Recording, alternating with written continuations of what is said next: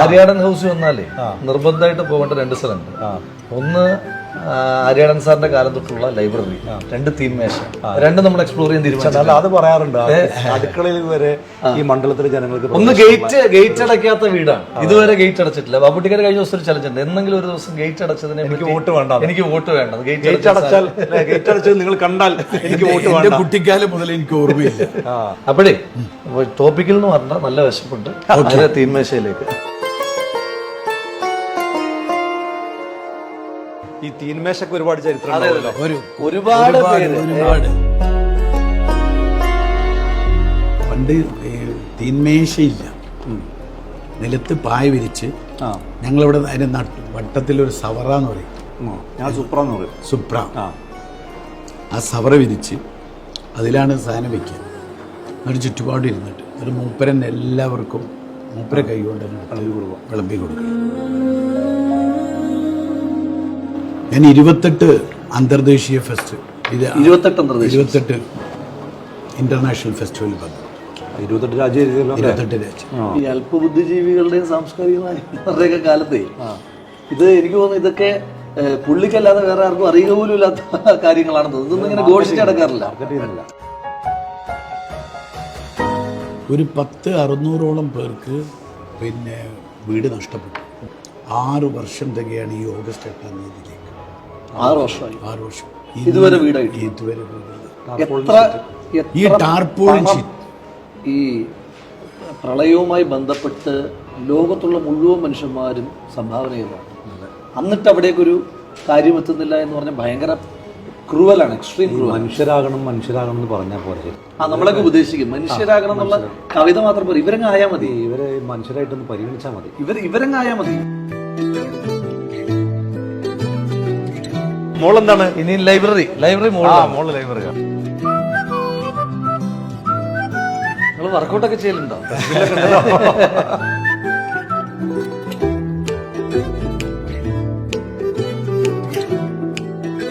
ഇത് കേരള രാഷ്ട്രീയത്തിന്റെ തന്നെ ഒരു ചരിത്രമായ ലൈബ്രറിയാണ്. കാരണം എനിക്ക് ഇഷ്ടമായത് ലൈബ്രറി പോലെ തന്നെ എല്ലാം പ്രത്യേകം എഴുതി സബ്ജക്ട് കേട്ടോ. അത് ആര്യാടൻ സാറിന്റെ ശീലമാണോ അതോ അദ്ദേഹം പഠിപ്പിച്ചു തന്നൊരു ശീലമാണ്. മാർക്സും ലെനിനും കമ്മ്യൂണിസ്റ്റും എല്ലാരും ഒത്തുചേരുന്ന മാർക്സിസത്തിന്റെ കമ്മ്യൂണിസത്തിൽ ആഴത്തിൽ പഠിച്ചിട്ടാണ് അദ്ദേഹം കമ്മ്യൂണിസ്റ്റുകാരെ ആശയപരമായി പിച്ച് ചെയ്തിരുന്നത്. ഫെമിനിസം അല്ല, ഇവരുടെ പ്രോജക്റ്റിനെ കുറിച്ച് മാത്രം ഒരു 2 മാധ്യമപ്രവർത്തകർ എഴുതിയൊരു ബുക്ക് ഉണ്ടല്ലോ. അത് ഞാൻ അവിടെ ഉണ്ടാവും. ഞാനത് ഇതിൽ ഒരാളിപ്പം പുള്ളിയെ ചീത്ത പറഞ്ഞോണ്ടിരിക്കുക. അത് രാഷ്ട്രീയത്തിന്റെ ഭാഗമായിട്ട്. ആര്യാടൻ സാറിന് ഒരു വലിയ ഈ CPM-നെയും ലെഫ്റ്റിനെയും കടന്നാക്രമിക്കുമ്പോഴും ആശയപരമായിട്ട് ആര്യാടൻ സാറിന് ഒരു വലിയ CPM ഫാൻ ഫോളോയിങ് ഉണ്ട്. എല്ലാം എപ്പോഴും അദ്ദേഹത്തിന് CPM-ന്റെ വോട്ട് കിട്ടും. നീ പുള്ളിയോടുള്ള ബാബുട്ടിക്കാരോടുള്ള വലിയ രസമായി പറയട്ടെ. എന്റെ ജീവിതത്തിലെ വലിയ നഷ്ടങ്ങളിലൊന്ന് ഈ ബഷീറിനെ ഒരിക്കൽ പോലും കാണാൻ കഴിഞ്ഞിട്ടില്ല എന്നുള്ളതാണ്. ഞാനൊരു വലിയ ബഷീർ ഫാനാണ്. ബഷീറിന്റെ എല്ലാ പുസ്തകങ്ങളോടും ഭയങ്കര ആരാധനയാണ്. ബഷീറുമായിട്ട് വളരെ വ്യക്തിപരമായ അടുപ്പം ചെറുപ്പം മുതൽ. ഞാനൊരു ആരാധനയോട് കൂടി കണ്ട മനുഷ്യൻ. ഞാൻ ചോട്ട് പോയിട്ടുണ്ടോ? എത്രയോ തവണ. എന്നിട്ട് മാത്രമല്ല, എന്റെ ഏറ്റവും വലിയ ആഗ്രഹം ബഷീർഖാനെ ഒന്ന് നിലമ്പൂർ കൊണ്ടുവരാന്നല്ല. അപ്പൊ കാറിന് വരാൻ വയ്യ, പിന്നെ വാനിലാണ് പുള്ളി കടന്നു വരാൻ വേണ്ടി വന്ന് ബഷീർക്കായിട്ട് നിലമ്പൂർ വന്ന് ഒരു ഇന്ററാക്റ്റീവ് സെഷനൊക്കെ ആളുകൾക്ക് വെച്ച് കുറേ നേരം നിലമ്പൂരായിട്ട് ബന്ധപ്പെട്ട് വർത്താനം പറഞ്ഞു. ഒരു ഭയങ്കര എന്താ പറയാ, എന്റെ ബാല്യത്തിലെ ഏറ്റവും നല്ല ഒരു അനുഭവം. അതിപ്പം നിലമ്പൂർ വന്നു എന്ന് പറയുമ്പം പുള്ളി അങ്ങനെ യാത്രയിലില്ല. ഒരു പ്രായം കഴിച്ചപ്പോൾ അങ്ങനെ യാത്രയില്ല. എന്നിട്ട് വരണമെന്നുണ്ടെങ്കിൽ അത്ര ആത്മബന്ധമായിട്ടാണ് വന്നത്. അല്ല, എന്നെ ഏറ്റവും കൂടുതൽ സ്വാധീനിച്ചുള്ള പുസ്തകങ്ങളാണ് മാക്സിം ഗോർക്കിയുടെ പരിശീലനമാണെങ്കിലും അതേപോലെ തന്നെ മാക്സിം ഗോർക്കിയുടെ അമ്മയാണ്. എന്താ വായിക്കാൻ ഏറ്റവും ഇഷ്ടം? എന്താ കഥകളാണോ, നോവലാണോ? ഞാൻ നോവലൊക്കെ കുറെ ക്ലാസിക് നോവലുകൾ കുറെ വായിച്ചു തീർത്തു. ഇപ്പൊ നോവലുകൾ വായിക്കാനുള്ള ഒരു സത്യത്തിൽ അതിനുള്ള ക്ഷമയില്ല. ഇപ്പൊ ഞാൻ കൂടുതൽ ഷോർട്ട് സ്റ്റോറീസ് വായിക്കുന്നത്. പെട്ടെന്ന് നമുക്ക് തീരുമാനിക്കാലോ. ടെസ്റ്റ് മത്സരം മാറി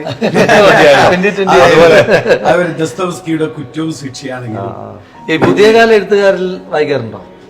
ഞാൻ ചെറുകഥയിൽ എനിക്ക് ഏറ്റവും കൂടുതൽ ഇഷ്ടമുള്ള ആറുണ്ണിയുടെ എല്ലാ രസം. ഉണ്ണിയുടെ പുസ്തകങ്ങളാണ്. ഉണ്ണി എൻ്റെ വലിയ സുഹൃത്താണ്. ഇവിടെ ഒരുപാട് സാഹിത്യകാരന്മാര് ആര്യാടൻ സാറിന്റെ കാലം തൊട്ടേ വന്നിട്ടുണ്ട് അല്ലേ? ഇഷ്ടം പോലെ ഇവിടെ വീട്ടില് ആര്യാടൻ സാറിന് ഒരു ഒരു വലിയ സാഹിത്യാഭിരുചിയുള്ള ആളാണ്. അതാണ് ബാബുട്ടിക്കായലേക്ക് പകർന്നതെന്ന് എനിക്ക് പി. തോന്നുന്നു. ഭാസ്കരേട്ടൻ, വൈൻവി സാറ്, പവനൻ, ഫുൾ അവരൊക്കെ ഇവിടെ നിന്ന് ഭക്ഷണം കഴിക്കുന്നത്. ഇവിടെ വന്നിട്ടില്ലാത്ത സാംസ്കാരിക നായകന്മാര് കുറവാണ്. മൂപ്പര് സാഹിത്യകാരനായതിനകത്ത് നമുക്ക് പിന്നെ അത്ഭുതപ്പെടണ്ട. കാരണം അതുപോലെ ഈ മുല്ലപ്പൂമ്പൊടി ഏറ്റിട്ടുണ്ട്.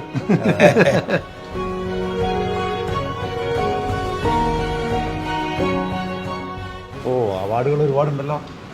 അവാർഡുകളുടെ ബഹളാണ്. അത്രയും പ്രതീക്ഷയില്ല സത്യം പറഞ്ഞാൽ. അത് മാത്രമല്ല ഭയങ്കര VIP ഐറ്റംസ് ഒക്കെ ഈ അലമാരയിലുണ്ട്. അവാർഡുകളിലെ ചില VIPs ഈ അലമാരയിലുണ്ട്. രാഷ്ട്രപതിയുടെ അവാർഡ് വാങ്ങിച്ചിട്ടുള്ള ആളാണ്. രണ്ടുപേരുടെ നിന്ന് കിട്ടിയല്ലേ? APJ അബ്ദുൽ കലാമിന്റെ അടുത്തുനിന്ന്, അതേപോലെ പ്രതിഭ പാട്ടീൽ അടുത്തുനിന്ന് 2 അവാർഡ്. ഈ MA ബേബിയായിട്ട് ബന്ധപ്പെട്ടിട്ട് ഒരു കഥയുണ്ടല്ലോ. അതായത് പിന്നെ ബാബുട്ടിക്ക ഇവിടെ മുനിസിപ്പൽ ചെയർമാൻ ആയിരിക്കുമ്പോഴല്ലേ, പഞ്ചായത്ത് പ്രസിഡന്റ് ആയിരിക്കുമ്പോ ഇവിടെ ഒരു പരിപാടി ഏത് സ്കീമിന്റെ ഭാഗമായിട്ട് എല്ലാവർക്കും 4ാം ക്ലാസ് വിദ്യാഭ്യാസം കൊടുക്കുന്ന ജ്യോതിർഗമയ പദ്ധതിയിൽ എല്ലാവർക്കും 4ാം ക്ലാസ് വിദ്യാഭ്യാസം കിട്ടി. അതിന്റെ സർട്ടിഫിക്കറ്റ് വിതരണം MA ബേബി ആണ് ചെയ്യുന്നത്. അന്ന് അദ്ദേഹം വിദ്യാഭ്യാസ മന്ത്രി. അദ്ദേഹത്തെ ഇവിടെ തടഞ്ഞു വെക്കുകയും കണ്ടു. പാർട്ടിക്കാർക്ക് ഭയങ്കര എതിർപ്പ്.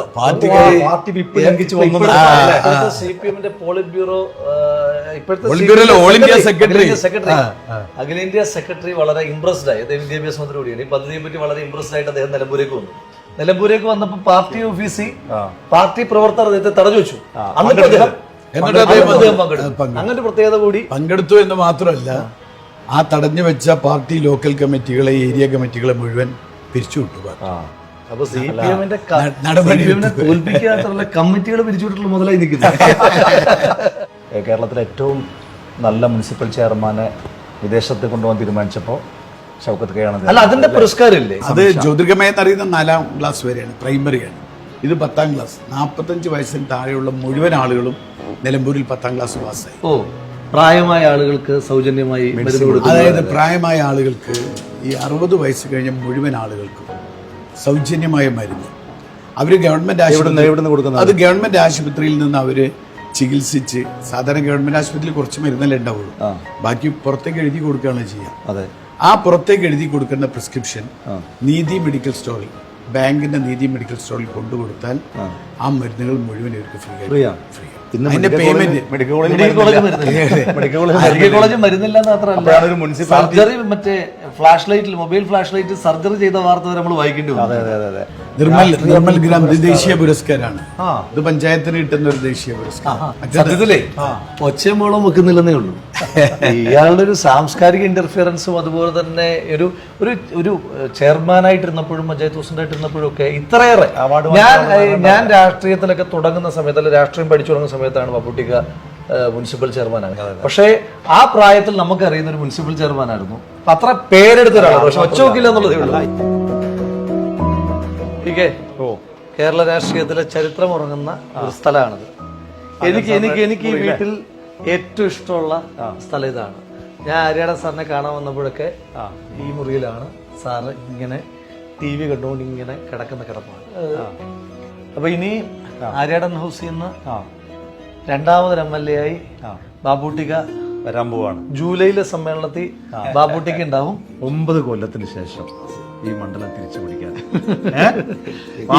കൊല്ലി കപ്പ് ഉയർത്തിയപ്പോ കൊല്ലി മാത്രല്ല, ഒരുപാട് മനുഷ്യന്മാര്, ഇനി കോഹ്ലിയുടെ ഹേറ്റേഴ്സും ബാംഗ്ലൂർ റോയൽ ചലഞ്ചേഴ്സിന്റെ ആരാധകരൊന്നും അല്ലാത്തവരും ഒക്കെ ഒന്ന് കണ്ണീരണ്ടി. അത് ഈ അർജന്റീന വേൾഡ് കപ്പ് എടുത്തപ്പോഴത്തെ പോലെ മെസ്സി ഇഷ്ടമല്ലാത്തൊരു കണ്ണീരാണ് എന്ന് പറയുന്നതിന്റെ കൂട്ട് ബാബുട്ടിക്ക നിലമ്പൂര് തിരിച്ചു പിടിക്കുമ്പോ UDF മാത്രമല്ല, അതിനകത്ത് കേരളം മുഴുവൻ, നിലമ്പൂരുകാർ മാത്രമല്ല, എല്ലാവരും ഒന്ന് ഒരു ചെറു കണ്ണീരോട് കൂടിയിട്ടായിരിക്കും ആ സന്തോഷം പങ്കുവെക്കുക.